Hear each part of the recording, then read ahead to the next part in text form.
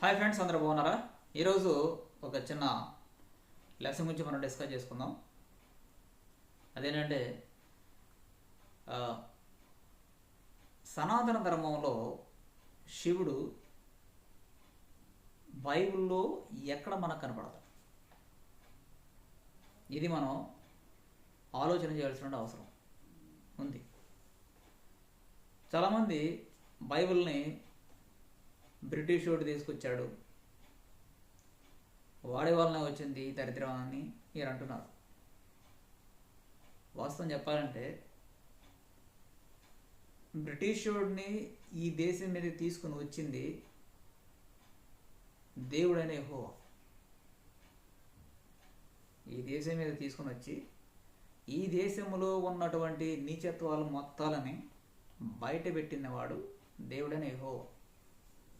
అది మీకు అర్థం కావట్లేదు. మీరు ఏ కాడికి బ్రిటిష్ వాడి మీద వాడి ఏడ్చి వాడిని తీడుతూ ప్రక్కన ఉన్నవాడు కూడా ఎడుతున్నారు బయలుపట్టినాడు. నేను మళ్ళీ చెప్తున్నాను, మళ్ళీ చెప్తా, సత్యగా చెప్తా మీకు అర్థం అవడం కోసం. ఏమనంటే బైబిల్లో ఉన్నటువంటి దేశాల చరిత్ర మరి ఇంకెక్కడ నువ్వు చూడవు. అంతేకాదు, ఈరోజు ఉన్నటువంటి లివింగ్ థింగ్స్ కనుక మనం తీసుకుంటే, ముఖ్యంగా వాళ్ళ మనుషులు మనం తీసుకుంటే, మానవ జాతిని కనుక గ్రహిస్తే మానవ జాతి మ్యాక్సిమం రూలర్తో తీసుకుందాం. రూలర్ ఒక 8 years వాడు అనుకుందాం. అంటే ఒక 8 years వాడి నుంచి 10 years వరకు లేదా బిలో ఇయర్స్ వరకు దిగిపోయినప్పుడు దీని యొక్క లైఫ్ స్టైల్ ఇంతవరకు కనపడుతుంది మనకి. మిగిలినంతా ఈ 80 సంవత్సరాల కంటే ముందు ఎక్కడ ఉన్నది, దీని చరిత్ర ఏంటి అని అంటే బైబిలే చదువుకోవాలి. బైబిల్ అనే పదం ఎటిమాలజికల్గా అది 16th 13th centuryలో వచ్చింది. కానీ అంతకు ముందు ఉన్నది ధర్మం. ధర్మం అంటే లా. ఈరోజు కూడా ధర్మం అనే పదానికి ఎవడికి అర్థం కాదు, ఎవడికి అర్థం తెలియదు. కానీ మాట్లాడేస్తాం మన హిందూ ధర్మం రా ఇది అంటాం. హిందూ అనేది ఒక దేశం యొక్క పౌరసత్వాన్ని తెలియజేస్తుంది. హిందూ మతం అనేది తప్పు. ఎవడు చెప్పినా సరే, ఈవెన్ నేను చర్చిలలో ఆ చర్చిలో ఉన్న మనుషులతో, దేవాలయాలలో ఉన్న మనుషులతో, ఆ పూజారులతో నేను ఎప్పుడు ఇలాగే మాట్లాడుతూ ఉంటాను. కనబడి మాట్లాడుతున్నాను. ఎందుకంటే అలాగే డిస్కషన్ జరుగుతూ ఉంటుంది, దాని ప్రకారం మాట్లాడుతున్నాను. మీరు బైబిల్ని క్రిస్టల్ క్లియర్గా అబ్జర్వ్ చేయాల్సినటువంటి సమయం ప్రతి చదువుకున్న వాడికి ఉంది. ఆది కాండం నుంచి చదవద్దు అని మోస్ట్ చెబుతున్నాను. ఆది కాండం నుంచి చదివితే దానిలో ఒక ప్రత్యేకమైన దేవతలు కనపడతాయి. ఆది కాండం 1వ అధ్యాయం నుంచి 1వ వచనం నుంచి ఆ యొక్క చివరి వచనం వరకు, 1వ అధ్యాయం చివరి వచనం చదివితే చాలా దేవీ దేవతలు కనపడతాయి. ఆ దేవీ దేవతలే ఈ భూమిని, ఈ నీటిని సృష్టించింది అని పురాతన కాలంలో మన పూర్వీకులు చెప్పినటువంటి మాటల మొత్తాన్ని, క్రియేట్ చేసినటువంటి దేవీ దేవతల మొత్తాన్ని సమూలంగా నాశనం చేసి ఒకే ఒక నామం పైన ఉన్నది. మోషే ఉన్న కాలానికి దేవుడైన యెహోవా. ఈ దేవుడైన యెహోవా ఉన్న కాలమే నిజమైనటువంటి కాలం. అంతకు ముందు ఉన్నటువంటి కాలం మానవుడు తాను ఇష్టానుసారంగా జీవించే విధానం. ఉదాహరణకు వావి వరుసలు ఏమి ఉండవు. కామం ఎవరితోనైనా తీర్చుకొని పిల్లలను కనొచ్చు మానవ జాతిలో. అందుకని చూడండి, బైబిల్లో దేవుడైన యెహోవా తాను ఇచ్చినటువంటి కట్టడాల్లో ఏమంటాడంటే, తన పిన్న తల్లితోనే కానీ, తన అత్తతోనే కానీ, తన తల్లితోనే కానీ ఎవడైనా శయనించిన ఎడల వాడు శాపగ్రస్తుడు, ఇలా చేయకూడదు అంటాడు. అంటే అర్థం ఏంటంటే అది ఒక లా. అంతకుముందు వీళ్ళు చేశారు అని అర్థం. పిల్లల్ని ఎవరితోనే కనొచ్చు. చెయ్యకూడదు అని అన్నాడంటే అంతకుముందు చేశారు అని అర్థం. అంతకుముందు చేశారు కాబట్టే దేవుడు దానిని కొట్టివేస్తూ వచ్చాడు. ఇది తప్పు, ఇది తప్పు, ఇది తప్పు అని. మీరు ఓల్డ్ టెస్ట్మెంట్లో ఇంకా 1 by 1 చదివితే, 1 verse చదువుకోకపోతే దేవుడు అంటాడు, జంతువులను తినకూడదు, కానీ మీరు తింటున్నారు. తింటున్నప్పుడు దాన్ని తినే క్రమం ఇదిగో ఇలా ఉండాలి. శుభ్రమైనటువంటి ఆ యొక్క మాంసం ఉంటుంది, దాన్ని తిను. దాని లోపల ఉన్న భాగాలు తినకూడదు. ఇది దేవుడు ఇచ్చినటువంటి ఆహార పదార్థాలు తినే క్రమం. నేను మళ్ళీ చెప్తున్నాను, నిర్గమాకాండం 24వ అధ్యాయం 12వ వచనంలో దేవుడు అంటాడు, నేను రాసిన గ్రంథము అంటాడు. ద్వితీయోపదేశకాండం చివర లేదా ఇంకా ఈ యొక్క కాండాలలో చూస్తే మోషే రాసిన ధర్మశాస్త్రం ఉంటుంది. మోషే దేవుని యొక్క ఆలోచనతో రాసినప్పటికి కూడా తను సొంత ఆలోచన పెట్టిన సందర్భాలు కూడా ఉంటాయి. సో 2 ధర్మశాస్త్రాలు ఉంటాయి అక్కడ ఆనాటి కాలానికి. ఇప్పుడు ఈజిప్టులు సూర్యుడిని దేవుడిగా ఆరాధించే సమయానికే ఒక ప్రత్యేకమైనటువంటి సబ్జెక్ట్ ఈ భూమి మీద ఉన్నది అని అర్థం. అంటే అంతకుముందు ధర్మశాస్త్రం లేదా అంటే దేవుడు ఉన్నటువంటి ఆ యొక్క ధర్మశాస్త్రం మనకు అర్థం కాని భాషల్లో ఉంది.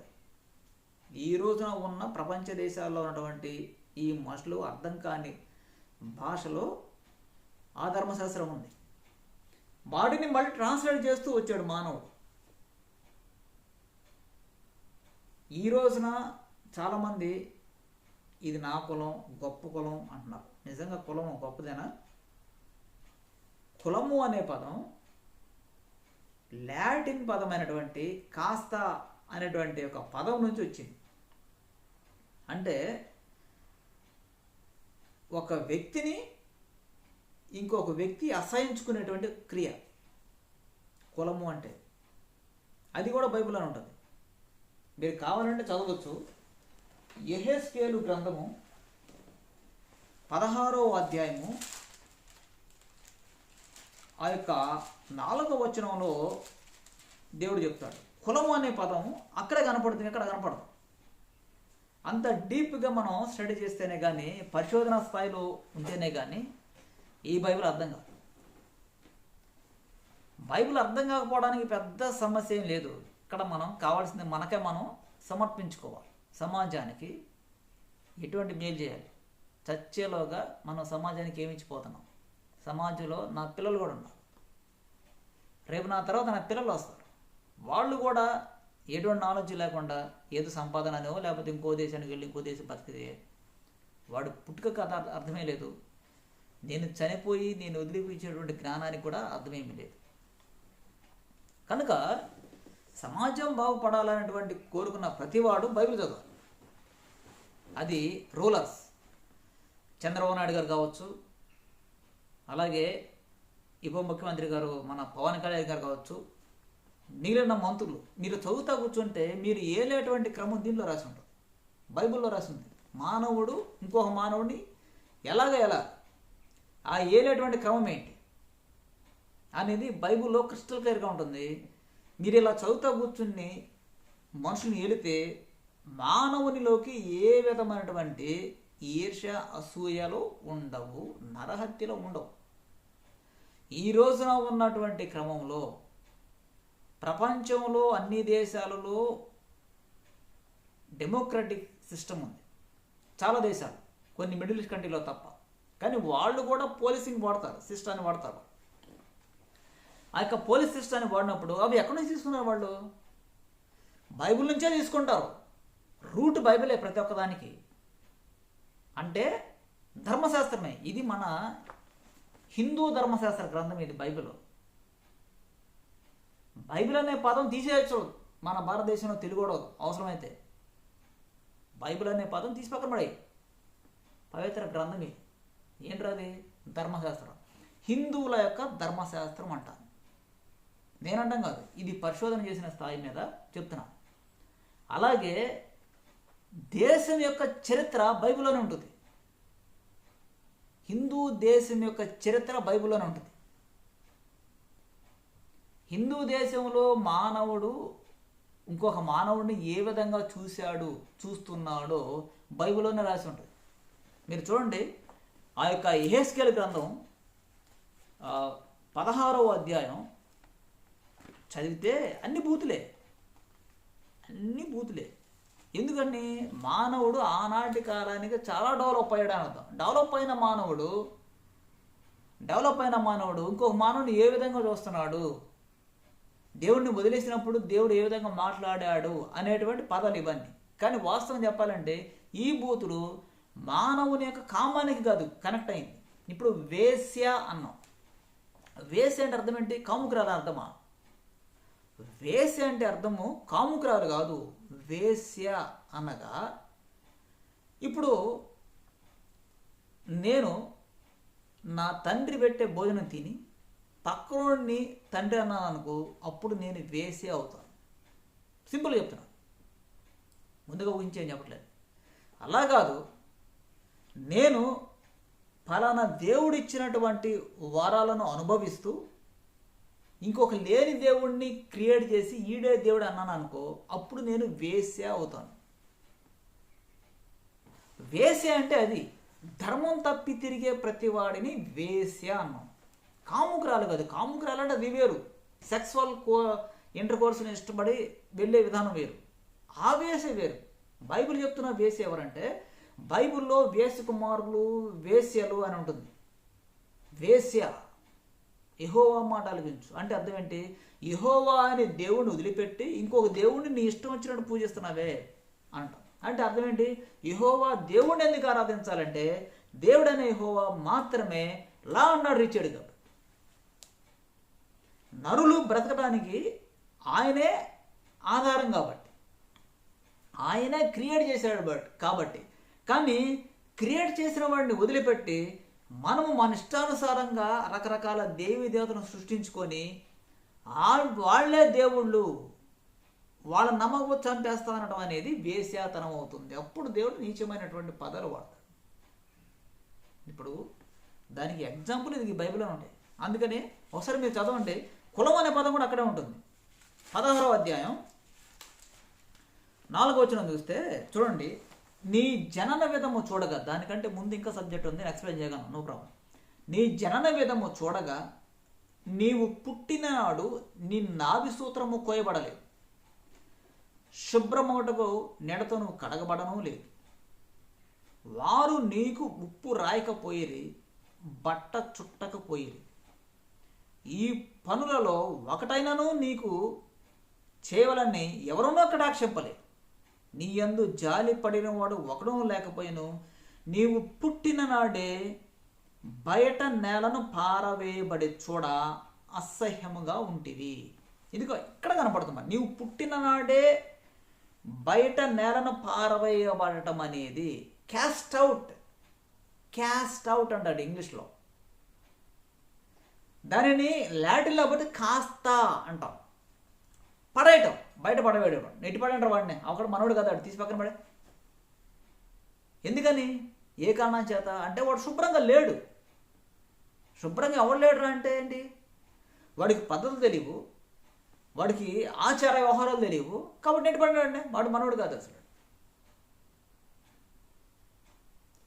ఆచారాలు, అలాగే సమాజంలో మానవుడు ఇంకొక మానవుడిని ఎలా చూడాలని తెలిసిన వాడు, ఆచార వ్యవహారం తెలిసిన వాడు అవుతాడు.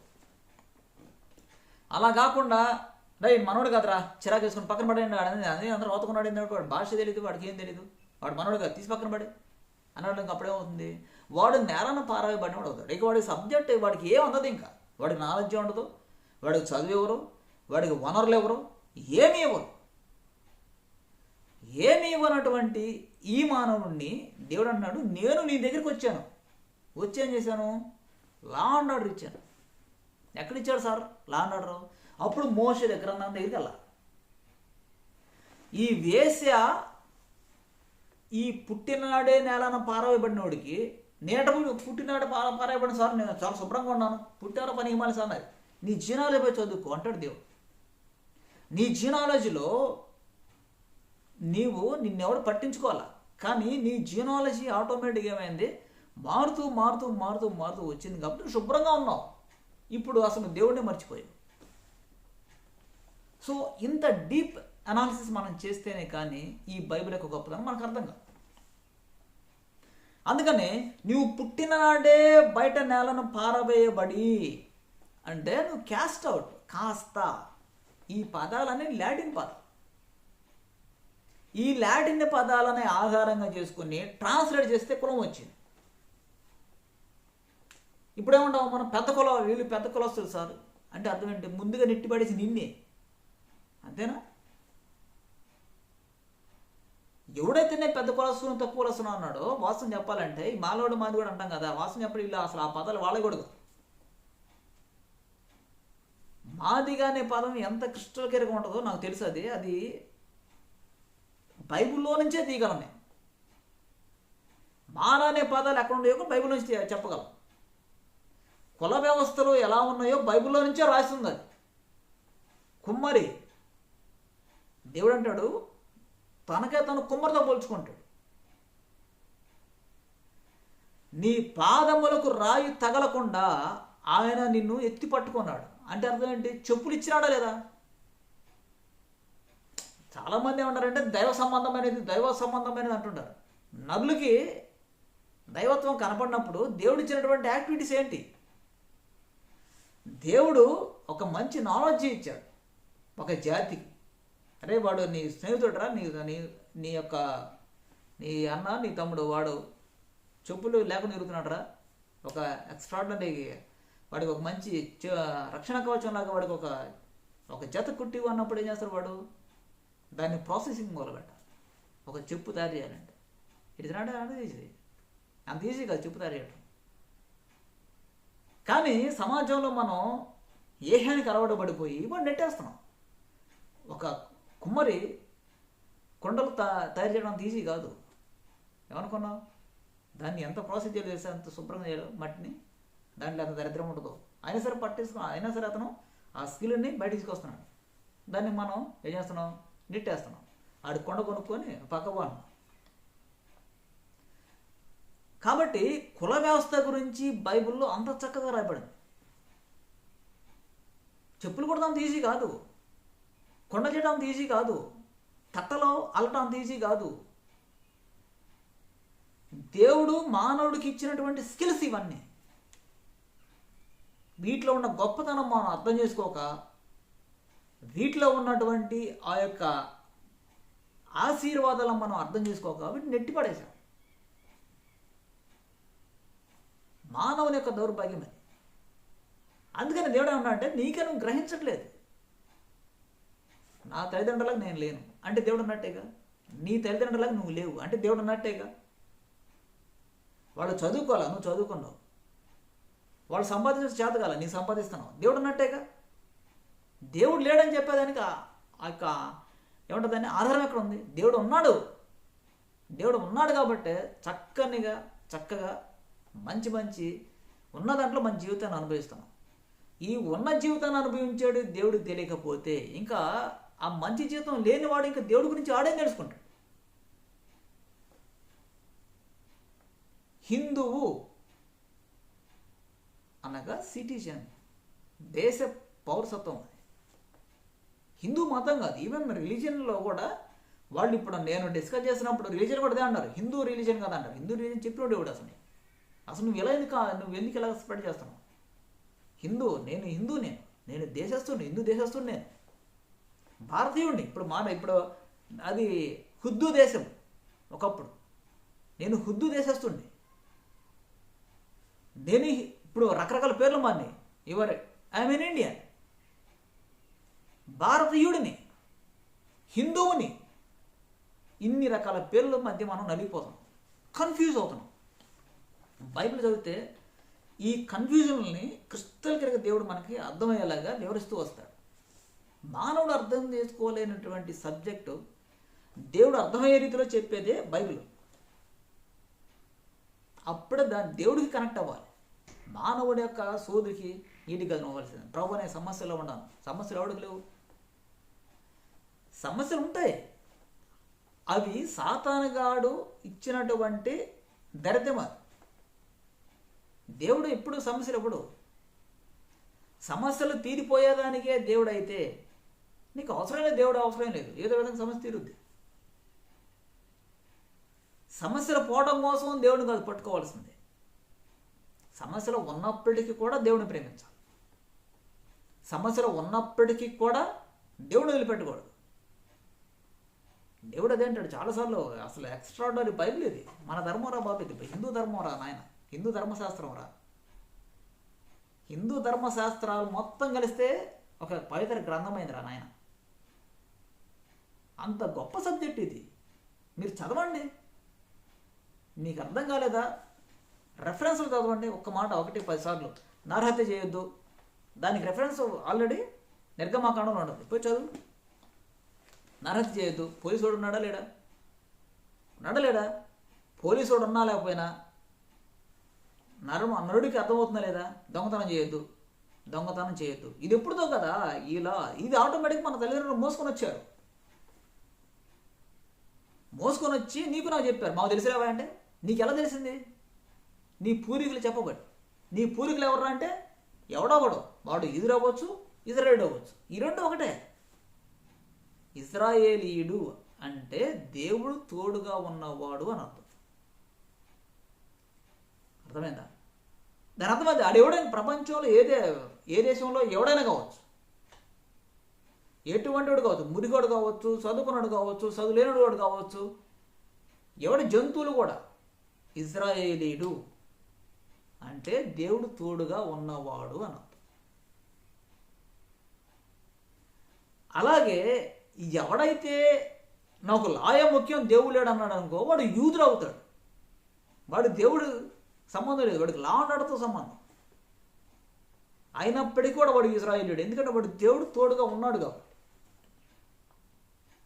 నేను ఎప్పటి నుంచో చెప్పుకుంటూ వస్తున్నా, ఈ బైబిల్ కనుక చదువుకుంటూ పోతే ఈ తెలుగు బైబిల్ వల్ల నీకు ఏం ఉపయోగం ఉండదు. కాకపోతే మనం ఎలా బతకాలి ఉంటుంది అంతే. ఇది రీసెర్చ్ ఓరియంటెడ్ లేదు. దేవుడు అందుకే నా యొక్క అకాడమిక్ లైఫ్ చాలా బాగుంటుంది. అది బ్లెస్డ్ లైఫ్. అది దాన్ని వదిలేస్తాను కాబట్టి దేవుడు అన్నాడు, నువ్వు నా మీద పరిశోధన చేయి. దానికి రిఫరెన్స్ కూడా ఉంది. నువ్వు నా మీద పరిశోధన చేయి, నీతో నా పని ఉందన్న టైప్లో వచ్చినప్పుడు నేను తప్పనిసరిగా నా లైఫ్ మొత్తం వదిలేసుకున్నా. నేను మురికి జీవితమే అయినప్పటికీ కూడా దేవుని యొక్క వాక్యానికి, దేవునికి ప్రాధాన్యత ఇస్తా. నాకు అదే ముఖ్యం. ఎందుకంటే దేవుడు పిలిచాడు, నా లైఫ్ వదిలేసుకున్నా. అప్పుడేం చేయాలి? నేను రీసెర్చ్ పరంగా దీనికి వచ్చాను. నా ఓన్ ఇంకేది థియాలజియన్స్ కూడా నా ముందు నిలబడలేదు. దేవుడు అంత నాలెడ్జ్ ఇచ్చాడు. ఇప్పుడు థియాలజీలో థియాలజీ చేస్తున్నప్పుడు నా ప్రొఫెసర్తో డిస్కస్ చేస్తుంటే వాళ్ళు ఆశ్చర్యపోతున్నారు. ఎందుకంటే నేను గొప్ప అంత సీన్ లేదు నాకు. దేవుడిచ్చిన నాలెడ్జ్ని వాళ్ళ దగ్గర యాసిటీ తీసుకుపోయి ఇలా ఉంది. ఈ పదాన్ని మనం మీద ఎందుకు ఎక్స్ప్లెయిన్ చేయకూడదు? శివ అనే పదం బైబిల్లో ఉందాయా? నీ భాషలోనే ఉంది. నువ్వు దాన్ని వదిలిపెట్టి ఈ హీబ్రూ భాష అంటావేంటి? హీబ్రూ భాష అనేది ప్రపంచ భాషలో ఒక భాష. దైవజ్ఞానం అన్ని భాషలలో ఉంది. నా భాషలో ఉంది, నీ భాషలో ఉంది. హీబ్రూ భాష ఎందుకు పట్టుకున్నావు? గ్రీక్ భాష ఎందుకు తీసుకున్నారు? అంత అవసరం ఏంటి? రెఫరెన్స్గా తీసుకుందాం, మన భాషలో మనం మాట్లాడదాం. నువ్వు ఇప్పుడు థియాలజీని కూడా నువ్వే నీ భాషలో రాస్తున్నావా? ఇంగ్లీష్ భాషలో రాస్తున్నావు. ఇంగ్లీష్ అన్ని పదాలు కరెక్ట్గా ఉన్నాయా? వాటిలో తప్పులు లేవా? నేను ఎలాగ మాట్లాడాను?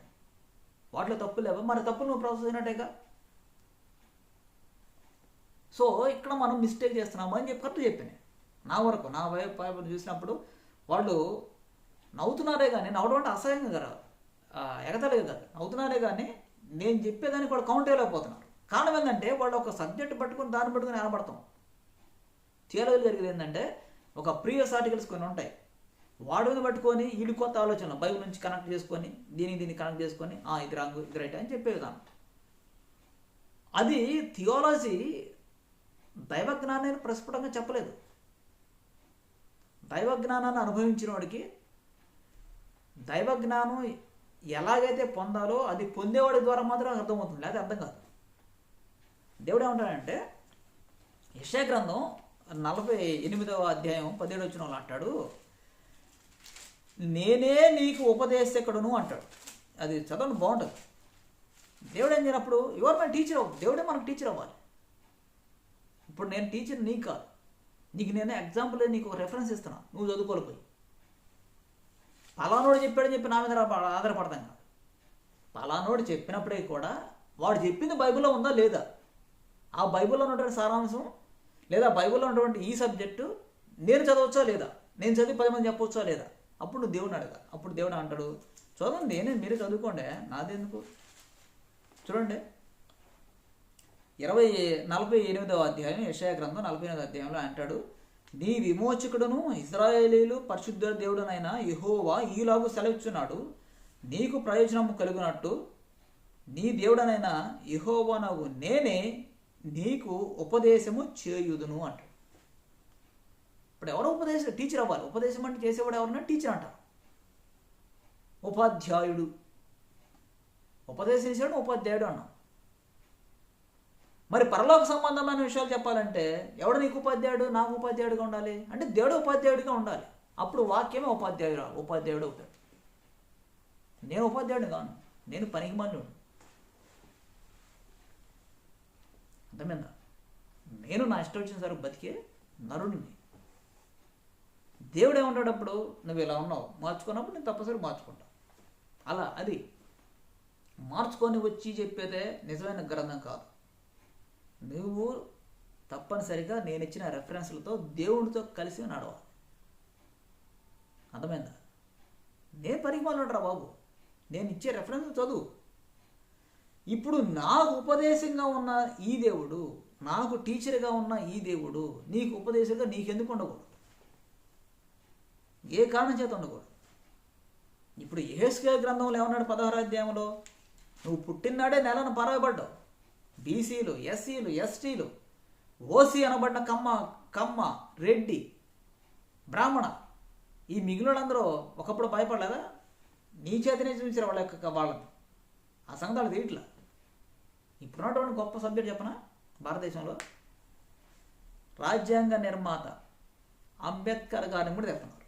ఎందుకంటే వాడు ఎవరు పుట్టక ముందు అంబేద్కర్ గారిని తిట్టేవాడు గురించి మాట్లాడుతున్నాను. అంబేద్కర్ గారు ఆ యొక్క రాజ్యాంగ రూపకల్పన చేయకముందు వీళ్ళ తల్లిదండ్రులు వీళ్ళ జీవనాలు వచ్చి అత్యంత పెంటెత్తుకుని బతికిన జీవితాలు. వీళ్ళని చూస్తే నాకు కోపం వస్తుంది అప్పుడప్పుడు. ఎంత నీచమైన పదాలు. అందుకే బైబిల్లో దేవుడు కూడా అగ్రెసివ్నెస్ అనే పదాన్ని వస్తుంది, ఉగ్రము. ఎందుకు దేవుడు ఉగ్రుడు అవుతాడు అంటే ఇటువంటి పనులకే.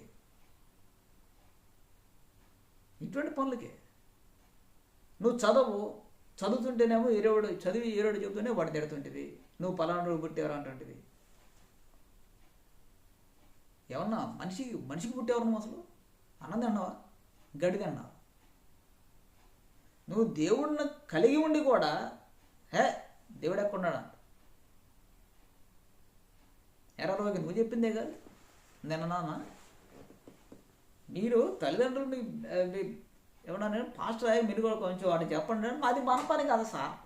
అన్నవా లేవరా? నీకు రిజర్వేషన్లో జాబులు వచ్చినా నీకు దేవుడు తెలియదు. వాడు నీ తండ్రి అనేవాడు పాస్టర్ అవతారం ఎత్తి అడుక్కొచ్చి పెట్టినా నీకు దేవుడు తెలియదు. లంజా కొడక. అందుకనే వేసే కుమారుడా, దాన్ని పచ్చి తెలుగులో చెప్పాలని నువ్వు పల్లెటూరుడు కాబట్టి, పల్లెటూరులో అత్యంత పల్లెటూరు కాబట్టి నీకు ఆ లంచా కొడక నీ తల్లి వేసరా అని తిట్టాను బైబిల్ ద్వారా. ఆమె ఎటువంటి కష్టపడి బతికిందో నాకు తెలియదు, పాడుతున్న ఒప్పం లేదు. ఆమె కష్టం నేను చూడాలా, ఆమె ఎవరో కూడా నాకు తెలియదు. కానీ ఈ పదాలు, దీంట్లో ఉన్న పదాలు అనాలిసిస్ చేసి రాస్తే ఎవడు తట్టుకోలేపారు. లంజా కొడక అనే పదం బైబిల్ పదం. ఎందుకు అయ్యేవరా నువ్వు వేసే కుమారుడివి, లంజా కొడుకు ఎందుకు అయ్యేవరా అంటే, నువ్వు దేవుడు ఇచ్చినటువంటి వనరులు అనుభవిస్తూ దేవుణ్ణి పట్టించుకోకుండా తిరుగుతున్నావు కాబట్టి. నువ్వు పాస్టర్ అయి ఉండి కూడా నీ కుమారుడికి నీ సంతానానికి దేవుడి గురించి చెప్పకుండా గాలి పనులు చేస్తుంటే వాళ్ళని తలంచుకొని పోతున్నావే. నువ్వు వేసి కుమారుడు లంజా కొడుకోతో పాస్టర్ అనేవాడు. సింపుల్.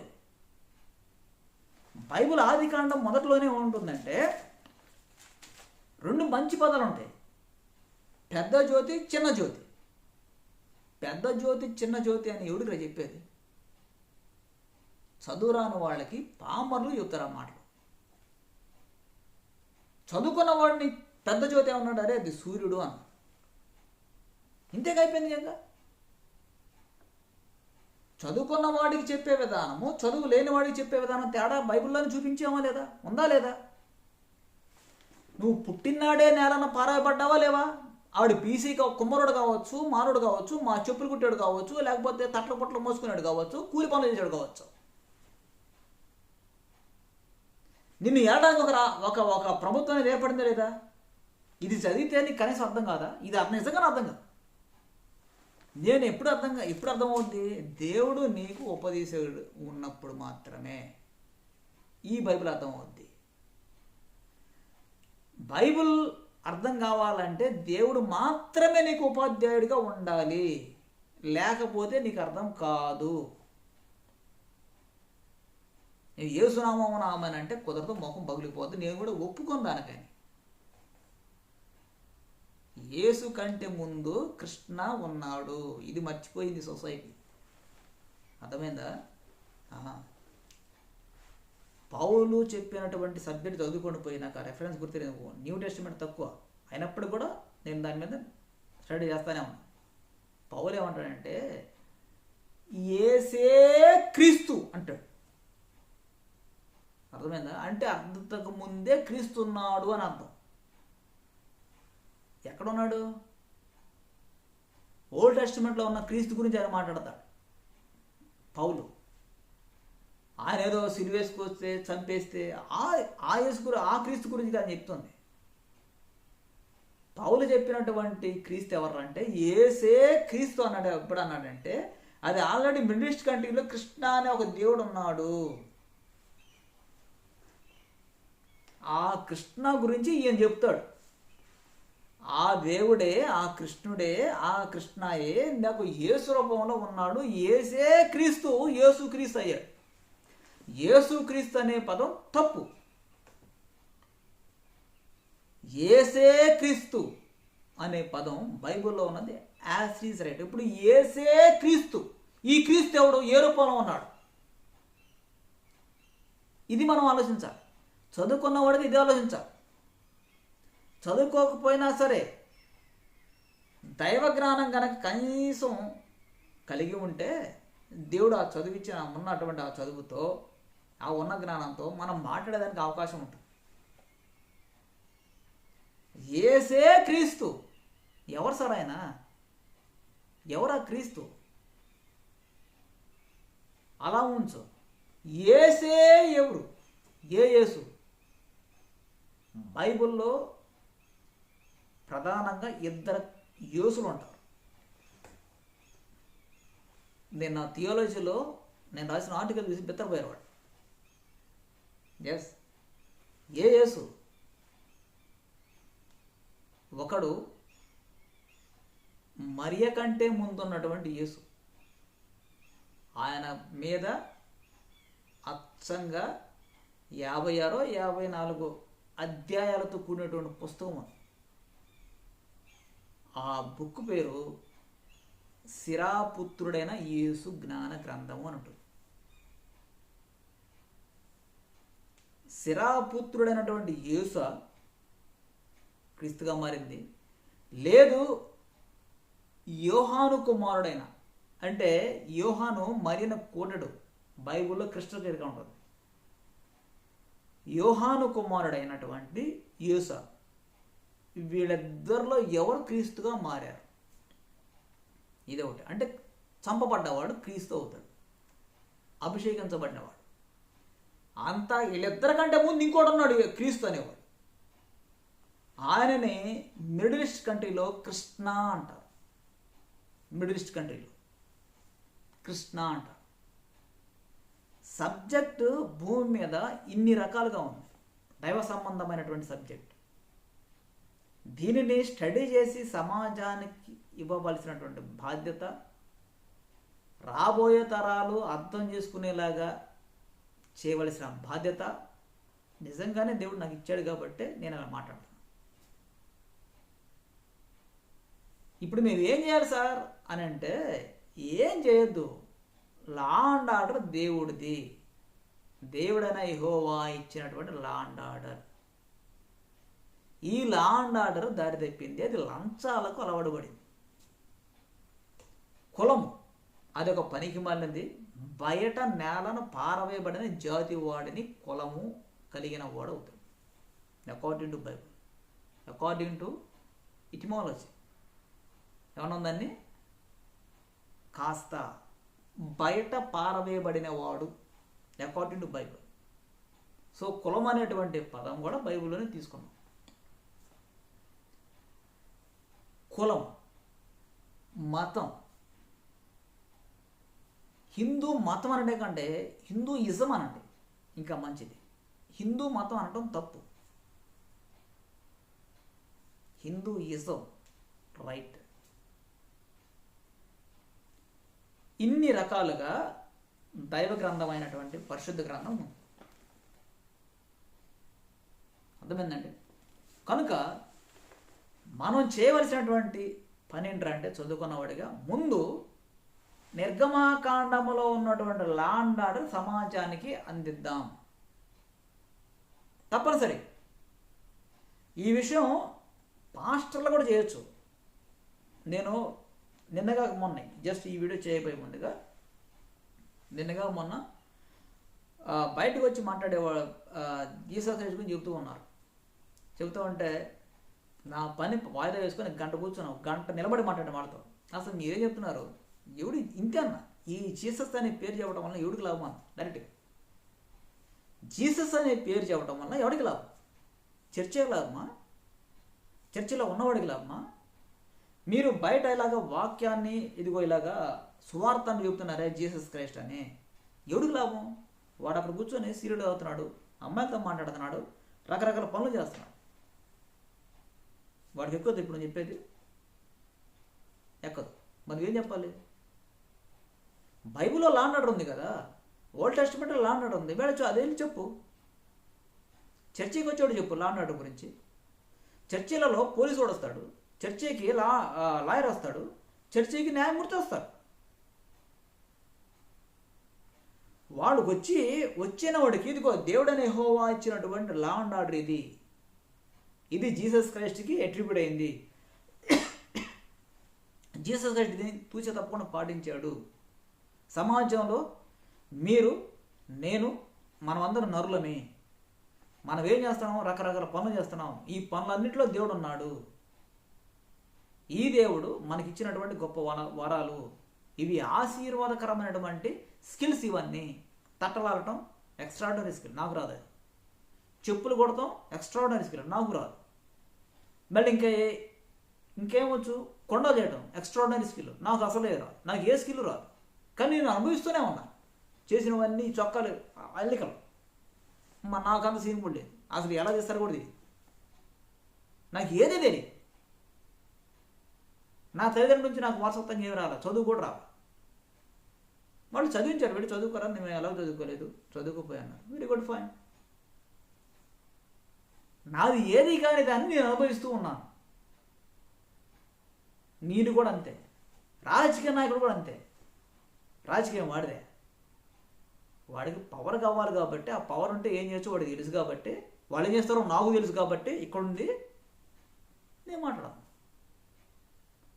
ఎవరిది ఏది కాదు ఇక్కడ, ఎవరిది ఏది కాదు. ఇది కనుక చదివంటే అప్పిచెక్కిపోతుంది. ఎవరిది ఏది కాదు, కానీ అనుభవిస్తూ ఉన్నాం. అనుభవిస్తూ దేవుడిని మర్చిపోయినటువంటి జీవితాలు మనవి. ఇది తప్పు. మీరు గనక ఈ బైబిల్ గ్రంథాన్ని చదివితే సమాజం ప్రతీది బాగుంటుందిరా. అసలు నేను ఇప్పుడు వీడియోలు చూస్తున్నాను కదా, కాశ్మీర్ ఎంత బాగుందో తెలుసా? కాశ్మీర్ ఎంత బాగుంది, మన దేశం భారతదేశం ఎంత బాగుంటుంది. ఎందుకు వదిలిపెట్టిపోతున్నాం ఈ దేశాన్ని? ఏ కారణం చేత ఈ భారతదేశాన్ని వదిలిపెట్టిపోతున్నాం? ఏ కారణం చేత ఈ హిందూ దేశాన్ని వదిలిపెట్టిపోతున్నాం? ఏ కారణం చేత తల్లిదండ్రుల దూరం బతుకుతున్నాం? మనము ఒక ప్రత్యేకమైనటువంటి లస్ట్కి అలవాటు పడ్డాం. ఆ లస్ట్ ఏంట్రా అంటే డబ్బు. ఆ డబ్బు కోసం అలవాటు పడిపోయి మొత్తాన్ని వదిలేస్తాం. తారతమ్య భేదాలు ఉంటలా, తల్లిదండ్రులు ఉంటలా, కనపడతలా, బంధుమిత్రులు కనపడతలా, ఎవడు కనపడతలా. నేను దేవుని యొక్క ఆలోచనలతో ఒక మాట ఏం చెప్తానంటే, నేను ఎప్పుడు సమాజంలో మానవుడు బతకాలి, అందరూ బాగుండాలి అనే కాన్సెప్ట్తో బైబిల్ చదవక ముందు నుంచి ఉండేవాడిని. నువ్వు లేవండి, నువ్వు కూడా ఉన్నావు. ఆ కాన్సెప్ట్ నుంచి ఏం చేస్తానంటే, ఎవడన్నా ఏదైనా వచ్చి అడిగినప్పుడు కూడా నా దగ్గర లేకపోయినప్పుడు అప్పు తీసుకొని చేస్తాను. నేను ఆ జనం దగ్గర ఎక్కువ అప్పులు చేస్తాను. ఏం చేస్తానంటే జనం కోసం అప్పులు చేస్తాను. నా కోసం నేను చేయండి. జనం కోసం అప్పులు చేసి వాడు ఇవ్వకపోతే నా డబ్బులు మళ్ళీ అప్పులు తీర్చుకొని వెనక్కి తీర్చేస్తాను. నా క్యారెక్టర్. అటువంటి సందర్భంలో నుంచి ఉన్నప్పుడు ఇలా చేయటం అనేది నాశనం. నేను చనిపోతున్నాను, నా కుటుంబం బతకట్లేదు అని ఆలోచించి, ఇదిగో ఈ దేవుడి పిలుపుతో నేను ఈ బైబిల్ మీద పరిశీలన చేస్తున్నాను. బైబిల్ దేవుడు దీంట్లో ఉంటుంది, యెషయా గ్రంథంలో ఉంటుంది, యెహోవా గ్రంథాన్ని పరిశీలించి చదువు. పరిశీలించడం అంటే రీసెర్చ్ చేయడం దాని మీద రీసెర్చ్ చేసినప్పుడు ఆటోమేటిక్ దేవుడు రకరకాల యొక్క రూపాలలో బోధిస్తూ వస్తాడు. ఆయన ఒక టీచర్ అంటాడు. ఆటోమేటిక్గా నేను సమాజాన్ని మార్చేయచ్చు. మన భావితరాలు, రాబోయే తరాలు చక్కగా ఉంటాయి. మీరు ఇది క్రీస్తు గ్రంథంగా ప్రకటించడం తప్పులేదు. యేసు క్రీస్తు అంటే క్లారిటీకి రండి. క్రీస్తు గ్రంథం ప్రకటించండి. క్రీస్తు అంటే ఓల్డ్ టెస్ట్మెంట్లో ఉంటాడు ఆయన. క్రీస్తు కృష్ణ. ఆ కృష్ణ ఓల్డ్ టెస్ట్మెంట్లో కనపడతాడు, న్యూ టెస్ట్మెంట్లో కనపడ్డాడు. న్యూ టెస్ట్మెంట్లో చంపబడ్డవాడు కనపడతాడు. అది ఎప్పుడూ గుర్తుపెట్టుకోవాలి. దేవుడు ఎప్పుడు వెలుగై ఉంటాడు. ఆ వెలుగు సూర్య రూపంలో ఉంటాడు. చివరికి చూసినవాడు ఎవడంటే, ఆ మైటీ లైట్ని చూసినవాడు ఒక పౌలు మాత్రమే అవుతాడు. మిగిలిన తక్కువ, చాలా తక్కువ చూస్తాడు. ఆయనే ఆ వెలుగు రూపంలో ఉన్నవాడే క్రీస్తు. చంపబడ్డవాడు యేసు. ఆ యేసు ఈ వెలుగే శరీరధారిగా వచ్చినప్పుడు యేసు క్రీస్తుగా అవుతుంది. వీటన్నిటి మీద నేను పరిశోధన చేశాను కాబట్టి నేను మాట్లాడతాను. నేను ఎవరికి అంత గివప్ ఇచ్చే కరెక్ట్ కాదు నాది. అందుకే దేవుడు ఒకవేళ నన్ను చూజ్ చేసుకున్నాడు. మీరు దయచేసి బైబిల్ ఓల్డ్ టెస్ట్మెంట్ బాగా చదవాల్సిందే. ఎందుకంటే నువ్వు చచ్చిపోతూ నువ్వు సమాజానికి ఏమి ఇచ్చిపోతున్నావో అది ఆలోచించుకో. నువ్వు చచ్చిపోతూ సమాజానికి ఏమి ఇవ్వలేదంటే నీవు వ్యర్థమై, నువ్వు నిజంగానే పుట్టినాడే బయట నేలను పారగబడిన వాడు అది.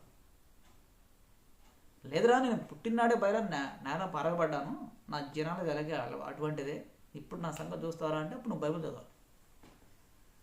బైబిల్ కనీసం నేను ఇచ్చిన రెఫరెన్స్ ఆధారంగా చదివామంటే నువ్వు లింకులు కలుపుతావు. ఆటోమేటిక్ దేవుడు లింకులు కలుపుతాడు. వాడు ఇక్కడ చెప్పాడా, ఇది నువ్వు ఇక్కడ కలవచ్చు, దాని అర్థం అదే అని చెప్తాడు.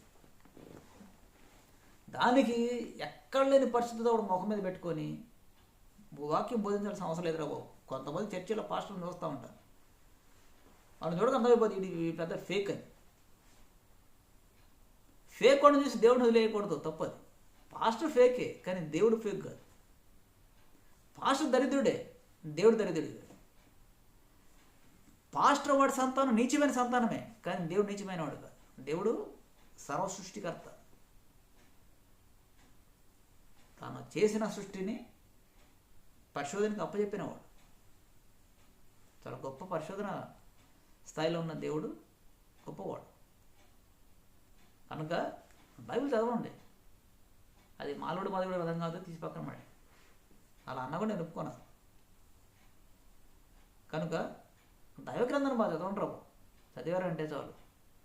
ఎక్కడ లేనటువంటి గొప్ప ధన్యకరమైన జీవితం సమాజానికి ఇస్తావు. నీ బిడ్డలకి ఇస్తావు, వాళ్ళు వాళ్ళ బిడ్డలకి, వాళ్ళు రాబోయే బిడ్డలకి ఇస్తారు. చక్కగా ఉంటుంది జీవితం. నువ్వు చూస్తావు. ఇప్పుడు ఈ భూమి నుంచి వెళ్ళిపోతామేమో, కానీ మనం చూస్తూనే ఉంటాం భూమి మీద ఏం జరుగుతుంది అనేది. దేవుడు మనకు ఆ ఫ్లెక్సిబిలిటీ కూడా ఇచ్చాడు. దాన్ని గుర్తుపెట్టుకోవాలి. Thank you very much. ఇంకొక వీడియోలో మనం కలుద్దాం. Thank you.